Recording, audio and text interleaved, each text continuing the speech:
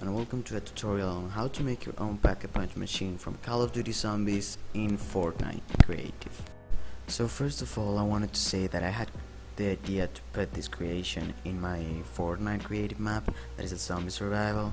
You can actually find a little trailer I made for it in my channel, so I'll leave a link in the description and you can go check it out after you watch this video.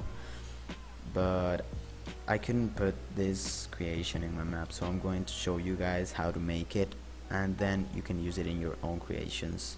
Here's a little preview of how the system is gonna look like, and yes, we're gonna use one channel per gun, so you need to keep that in mind.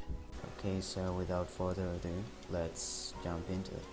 To create a Pack-a-Punch machine, we're gonna need the conditional button, the capture area, and the item granter, so look for those devices.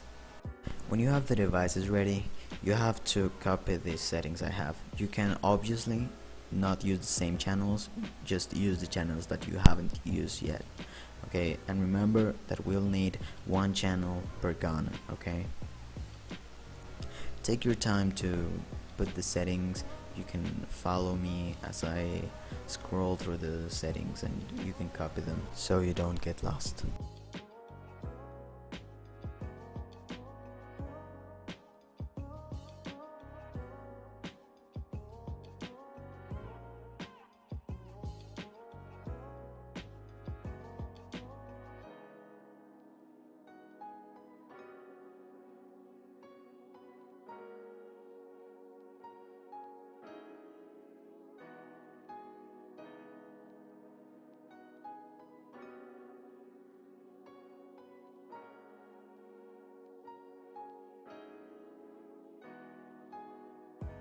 After that, you can use any gun that you want to upgrade and put it on the capture area.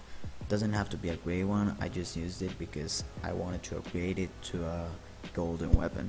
So you put it in the capture area. And then what you want to do is to choose a golden weapon or the upgraded version of this gun that you want, and then put it on the item granter.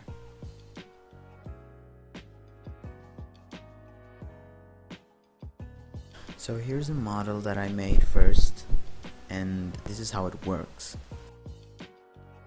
The capture area won't be enabled at the beginning of the game, so we need the conditional button to enable it when it's activated. When the area is activated, the player over it will give the item to the capture area, and this will send a signal to the item granter, which will give you the upgraded gun. When the item granter gives you the gun, it will send a signal to shut down the capture area and enable the conditional button once again. Here you can actually see that I'm using the channel number 2 for the first upgradable weapon. This obviously means that for the second upgradable weapon I'll be using a different channel, and in this case I'm using the channel 4.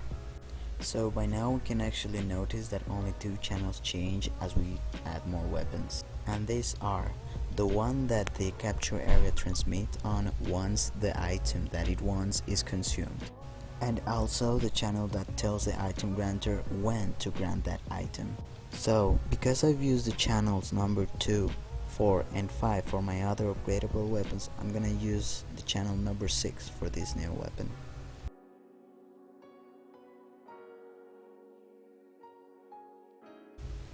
Remember, we need to add a price to the upgrade, so you can tweak these options on the conditional button.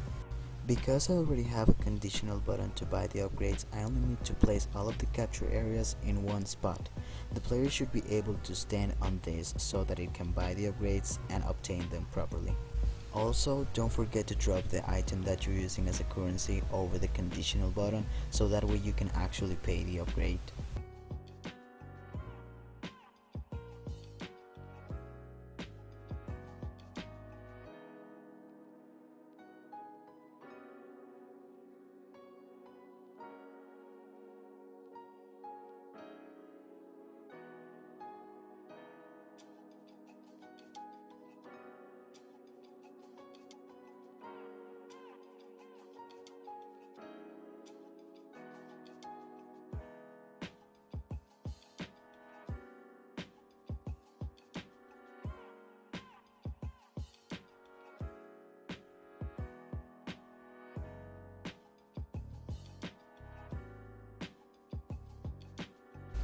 Thank you guys for watching and hope that this video helped you.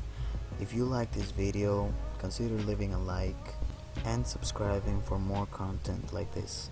Also, leave in the comments what other tutorials should I do.